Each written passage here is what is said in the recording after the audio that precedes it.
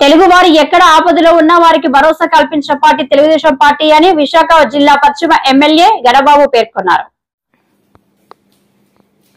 తెలుగువారు ఎక్కడ ఆపదలో ఉన్నా వారికి భరోసా కల్పించిన పార్టీ తెలుగుదేశం పార్టీ అని విశాఖ జిల్లా పశ్చిమ ఎమ్మెల్యే గణబాబు పేర్కొన్నారు. ఈ రోజు వారి పార్టీ కార్యాలయంలో మీడియా సమావేశం నిర్వహించారు. నేపాల్లో తెలుగువారిని గుర్తించి 24 గంటల్లో వారి స్వస్థలానికి తీసుకొచ్చిన ఘనత మంత్రి లోకేష్ నడుపుతున్నారని అన్నారు. కూటమి ప్రభుత్వం ప్రజలపైన పూర్తి శ్రద్ధాశక్తులతో పనిచేస్తుందని తెలిపారు. ఇటువంటి విపత్కర పరిస్థితుల్లో మాజీ ముఖ్యమంత్రి జగన్ రెడ్డి తాడేపల్లికి పరిమితమయ్యారని ఎద్దేవా చేశారు. ఆర్టీజీఎస్ కేంద్రాన్ని ఆ వార్ రూమ్ ని కూడా కమాండ్ కంట్రోల్ ఆఫీస్ గా మార్చుకొని కేంద్ర సహకారంతో సుమారు 215 మందిని తెలుగు వారిని వారితో స్వయంగా మాట్లాడి నేరుగా వారికి ఒక భరోసా ఒక ధైర్యాన్ని కలిగించి అక్కడ వసతి ఏర్పాటు అక్కడ ఎంబసీతో కూడా చర్చించి అక్కడ వసతి ఫుడ్ ఏర్పాటు చేస్తూ వారిని విశాఖపట్నం తిరుపతి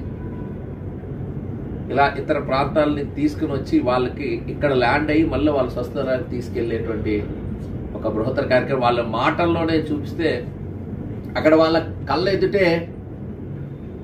ఒకవైపు దాడులు కానీ కాల్చివేతలు కానీ ఒక పర్యాటకుల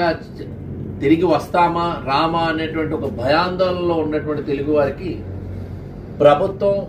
పరిపాలన అంటే ఏంటో సుపరిపాలన అంటే